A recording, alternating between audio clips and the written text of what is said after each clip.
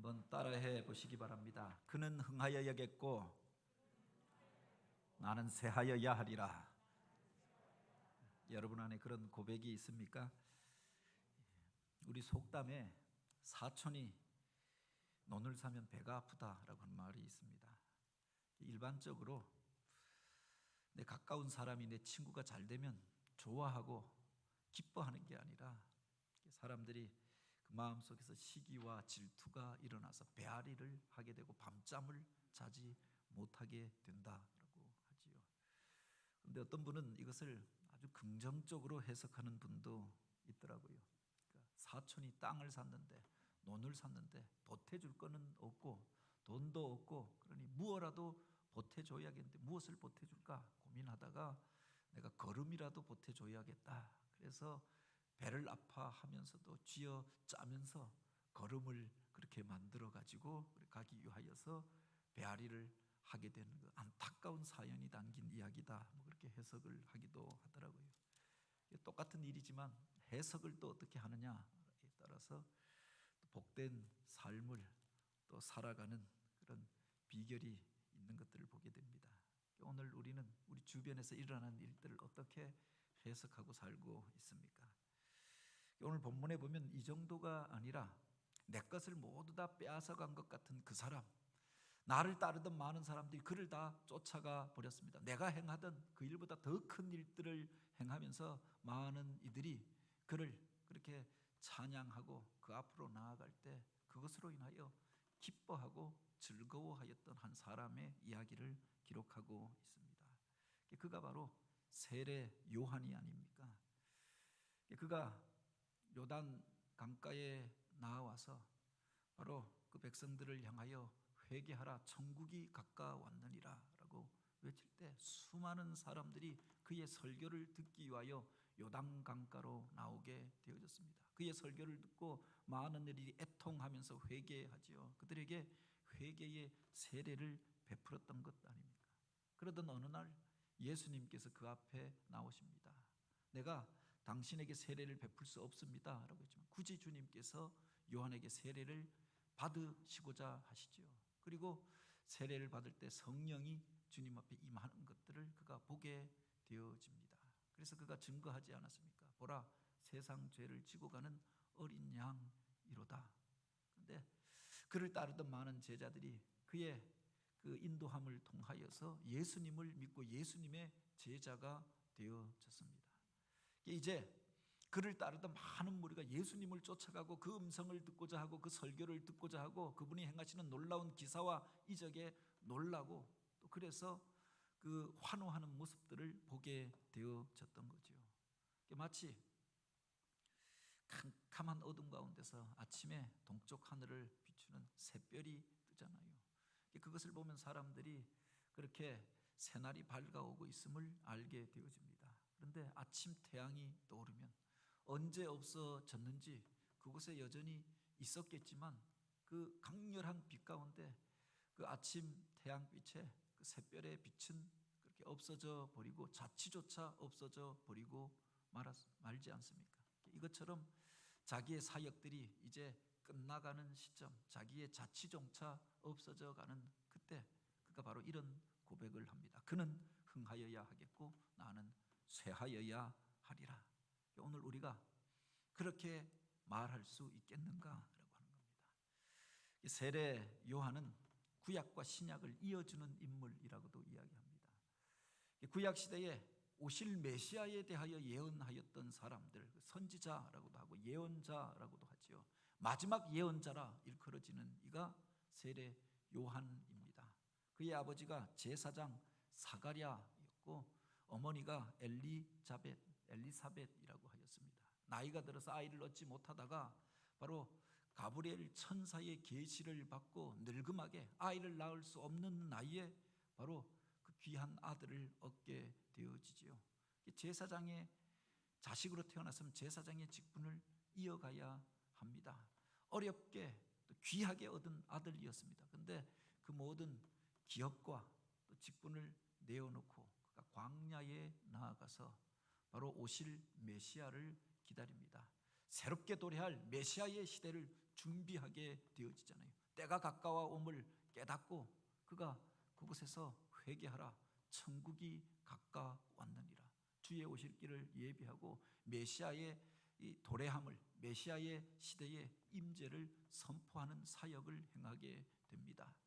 약대 털옷을 입고 메뚜기와 석청이를 먹으면서 금욕 생활을 하면서 새로 도래할 그날을 준비하였던 그 사람, 자기가 가지고 있었던 기득권을 다 내려놓고 바로 주님의 오심을 준비하면서 광야 가운데서 외치는 자의 소리로 사역하였던 그 사람, 그의 마지막의 모습, 마치 예수님께서 이제 공생애를 시작하시면서 천국 복음을 시작하는 이 시점, 그리고 세례 요한이 바로 주님의 오실 길을 예비하고 이제 주님께서 그 사역을 시작하시는 것들을 보고 자기 사역을 내려놓게 된 그 시점을 오늘 본문은 표현하고 있습니다. 요한이 아직 옥에 갇히지 아니하였더라라고 했습니다.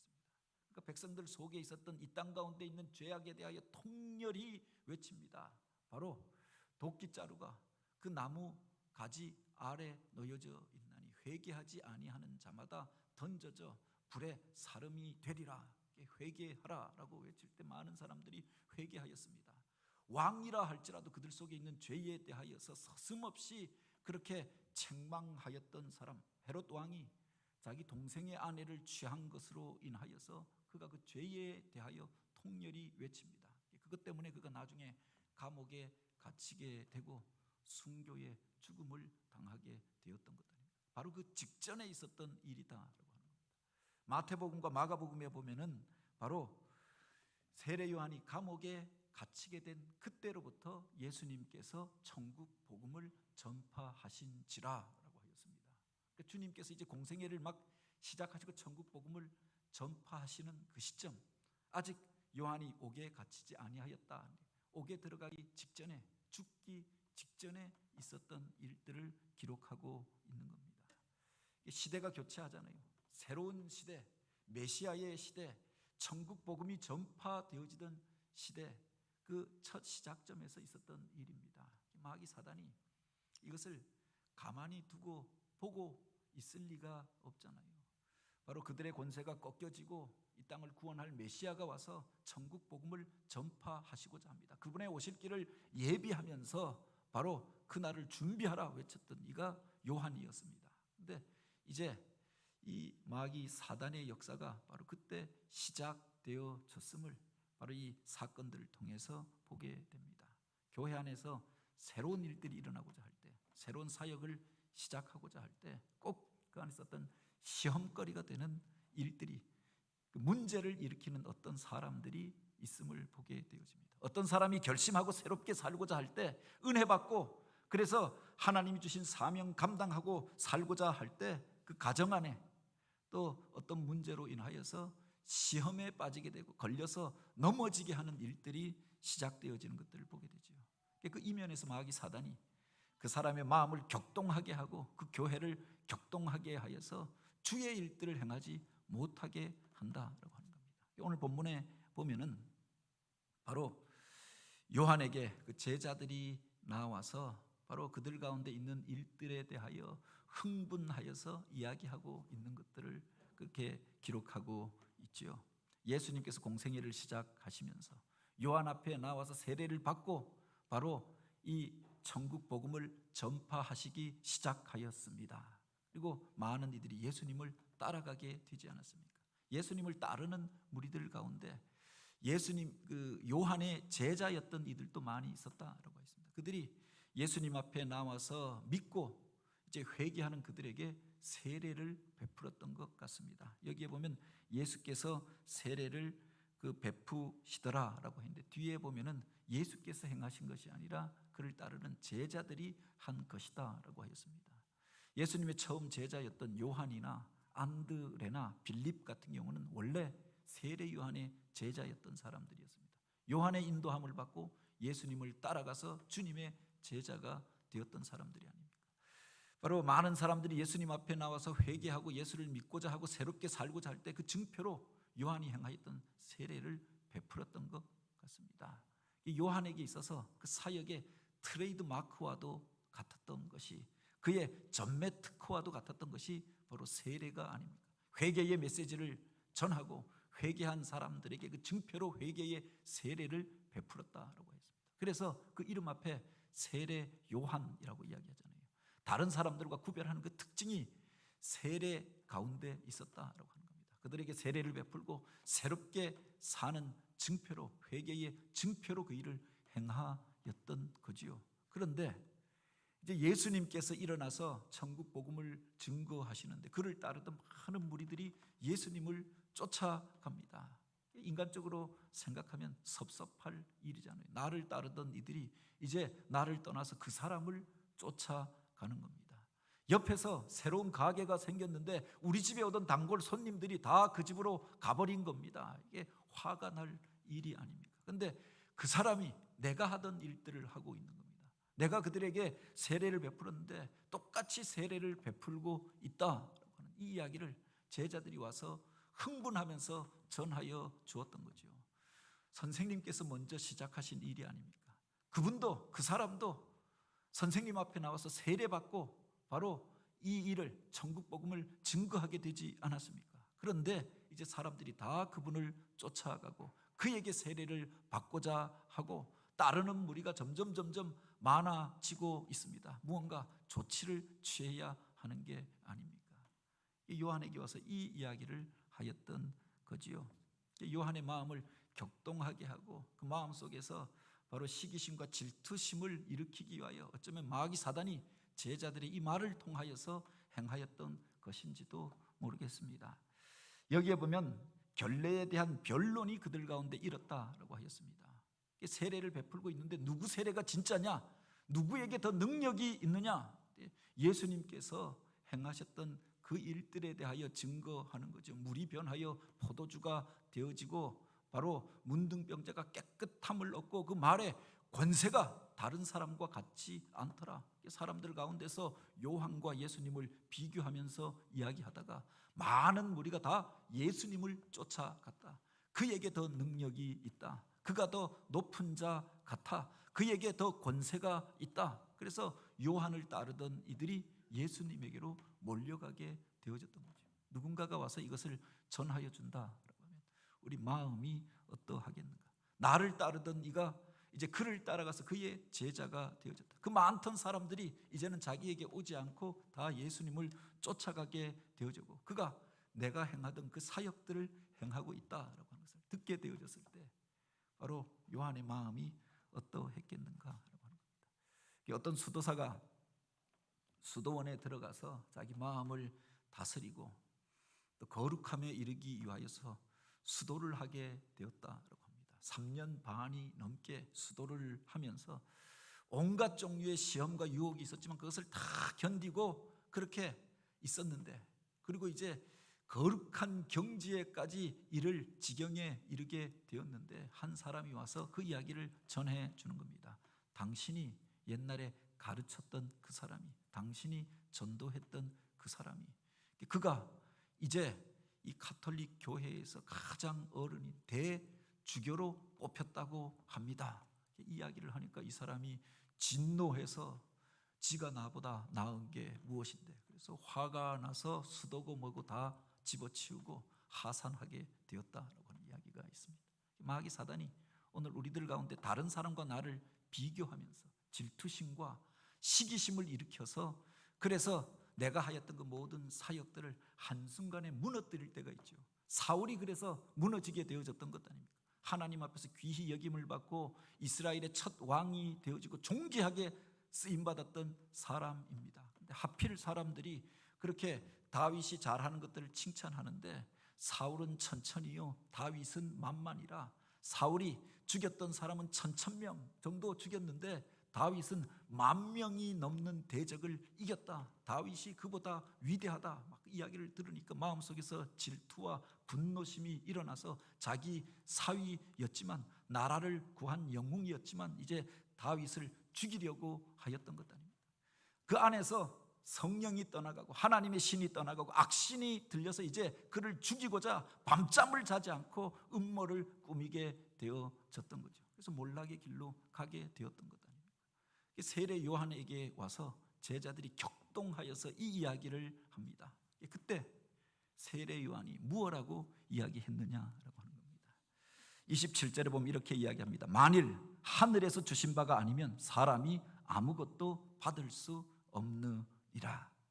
내가 하였던 사역, 내가 그 많은 사람들에게 전하였던 메시지와 설교, 세례를 베풀었던 것이 내가 잘 되자고, 나를 나타내자고 내가 행한 것이 아니라 하나님께서 나에게 맡겨주신 사역을 행한 것이었음을 고백합니다. 지금 예수님께서 바로 기사와 이적을 행하고 그 말씀들을 통하여 사람들을 감동시키고 그분을 통하여 놀라운 능력이 나타나게 되어졌던 것, 또 그분을 통하여서 세례의 일들이 일어나고 있다라고 하면 이것은 사람이 한 것이 아니라 하나님께서 행한 것이다.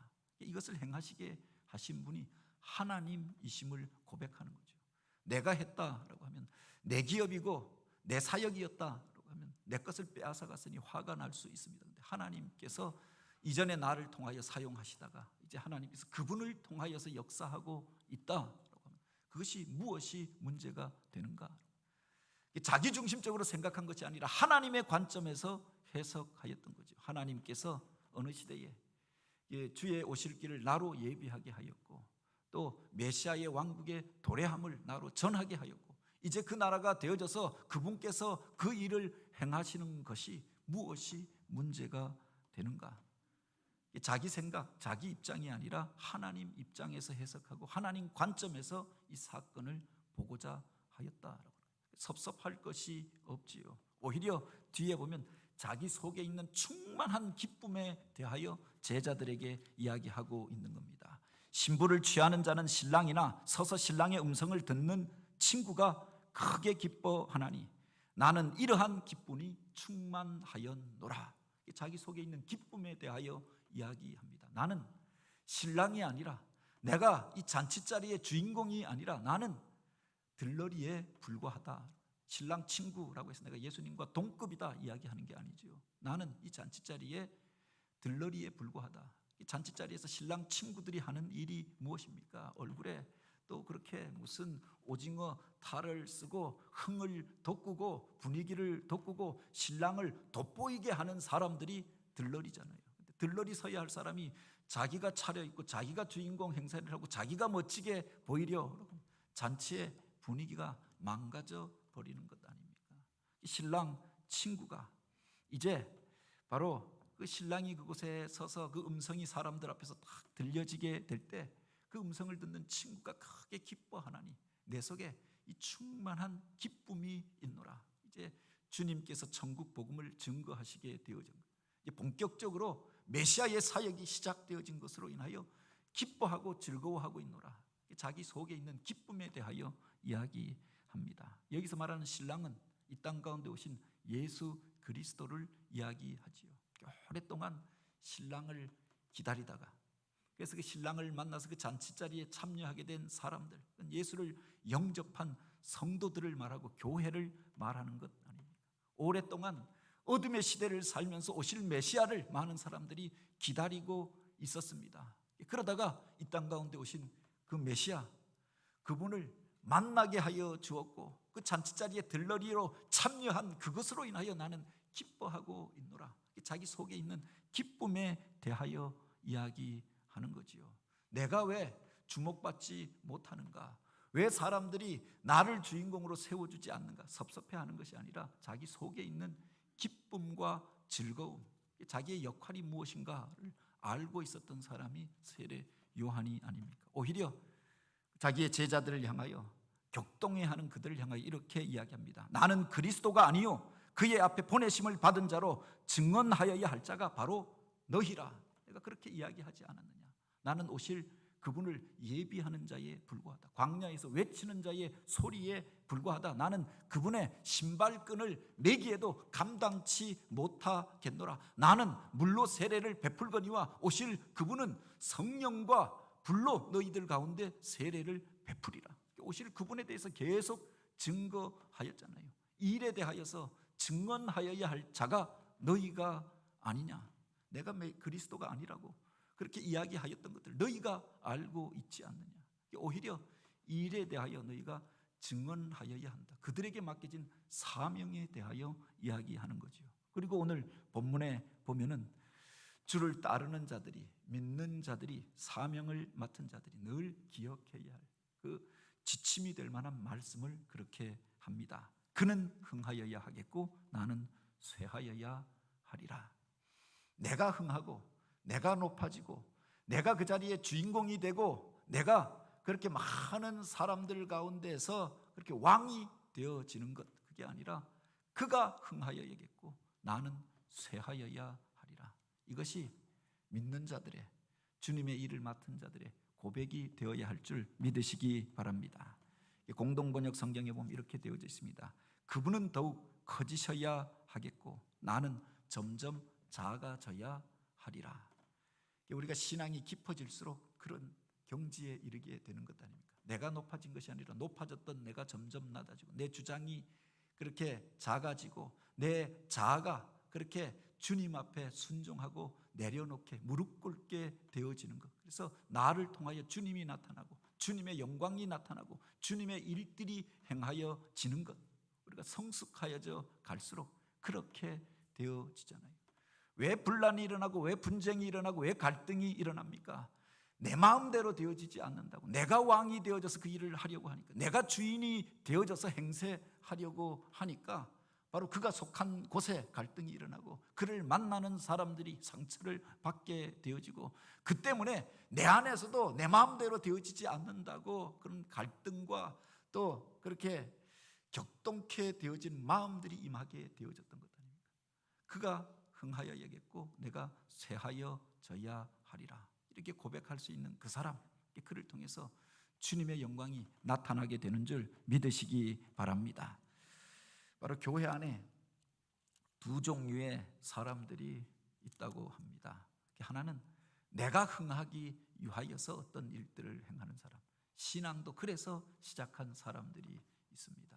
내가 높아지길 원하고 내 마음대로 하길 원하고 내가 원하는 것들 주님 앞에 나와 기도할 때에도 무엇 주시고 무엇이 되게 하시고 무엇을 이루게 하시고 끊임없이 나로 가득 차 있는 사람들이 있습니다. 나의 흥함을 위하여서, 나의 높아짐을 위하여서 신앙생활도 하는 이들이죠. 어찌 보면은 신앙도 도구에 불과하고 무엇을 이루기 위한 도구였던 거지요. 주님도 내가 성공하기 위한 도구로 생각하는 이들이 있다라고 합니다. 반대로 바로 그가 흥하기 위하여, 주님께서 흥하기 위하여서 나를 내려놓는 사람들이 있습니다. 신앙의 경지가 깊어질수록 오늘 우리가 그런 모습들을 보게 되지 않습니까? 그런 사람들을 통하여 교회가 세워져 가는 거지요. 세상 가운데 내가 써야 할 것들이 얼마나 많이 있습니까? 내 것들을 자제하면서 주님의 일들을 위하여 헌신합니다. 나를 위하여서 내 육신을 기쁘게 하는 것들이 세상에 얼마나 많이 있습니까? 근데 내 기쁨, 내 즐거움, 나의 욕망을 내려놓고 주님이 기뻐하시는 일들, 그 사람을 살리고 세우는 일들, 하나님께서 원하시는 그 일들을 위하여 나의 시간, 나의 물질, 나의 것들을 사용하는 이들이 있지요. 그를 통해서 그 사람이 세워지고, 그를 통해서 주님의 교회가 세워지고, 그를 통해서 하나님의 영광이 나타나게 되어지는 것 아닙니까? 어떤 사람이 애국자입니까? 자기를 내세우는 자가 아니라 나는 쇠하여질지라도, 나는 죽을지라도 그 나라 그 민족을 살리기 위하여서 나를 내려놓는 그 사람, 그가 애국자가 아닙니까? 누가 참된 기업인입니까? 누가 본받을 만한 사업가입니까? 내 배 벌리고 내가 내 원하는 그 일들을 다 이루면서 살려고 하는 것이 아니라 바로 나를 희생하더라도 그 기업을 살리고 그곳에서 일하는 사람들을 살리고 세우고자 하는 그 사람, 그가 바로 참된 기업인, 모든 사람의 표상이 되어지는 것 아닙니까? 누가 참된 정치인입니까? 내 원하는 것 이루기 위하여서 나라야 어떻게 되든 말든 거짓말들, 그 온갖 분열과 악담들을 쏟아내면서 다른 사람을 짓밟고 일어서려고 하는 자가 참된 정치인이 아니라 나는 죽을지라도, 나는 희생할지라도, 내가 손해 볼지라도, 내가 뒤로 물러설지라도 이 나라가 잘되고 이 백성들이 잘되어야 하리라. 그가 우리가 참으로 존경하는 정치인이 참된 정치인이라고 말할 수 있는 것. 누가 참된 그리스도인입니까? 내 생각, 내 뜻대로 되어지지 않는다라고 할지라도 주님이 기뻐하시는 일이라면, 교회가 세워지고 또 주님의 거룩하신 부흥이 나타나는 일이라면, 나를 내려놓고 순종하는 사람, 한 사람을 살리고 구원하는 일이라고 하면은 내 시간, 내 물질 아껴서라도 그를 살리기 위하여 애쓰고 수고하는 그를 가리켜 참된 그리스도인이라고, 그리스도를 따르는 제자라고 말하지 않겠습니까? 이 땅 가운데 오신 주님께서 그렇게 말씀하십니다. 인자가 온 것은 섬김을 받으려 온 것이 아니라 도리어 섬기려 하고 많은 사람의, 내 목숨을 많은 사람의 대속물로 주려 함이라 했습니다. 바로 주님께서 걸어가셨던 그 길이 바로 우리가 쫓아가야 하는 길이 아닙니까? 이번에 우리 교회 안에서도 많은 임직자들이 세워졌는데 바로 세례 요한의 이 고백이 우리의 고백이 되길 원합니다. 우리가 주님을 따라가면서 바로 나는 쇠하여지고 주님이 흥하는, 그는 흥하여야겠고 주님의 교회는 부흥하여야겠고 나는 점점 작아지고 그 속에서 쇠하여져야 하리라. 끊임없이 우리를 격동하는 유혹 가운데 사람들이 와서 귀에 대고 속삭이잖아요. 누가 당신을 보고 뭐라고 하더라, 누가 어떻게 이야기하더라, 누가 더 낫다고 하더라. 우리 마음을 격동케 하는 일들이 있고 또 우리를 유혹하는 일들이 있죠. 그 속에서 오늘 우리가 바로 주님께서 원하시는 것이 무엇인가라고 고백하고, 오히려 영혼이 구원받고 하나님의 일들이 나타난 것들로 인하여 기뻐하고 즐거워하고 그는 흥하여야겠고 나는 쇠하여야 하리라, 그렇게 고백하며 주님 손에 붙들려서 주님의 영광을 위하여서 함께하여서 몸된 교회를 세워가는, 주님의 일들을 행하여가는 저와 여러분 믿음의 지체들이 되어지길 주님의 이름으로 축복합니다. 같이 기도드립니다.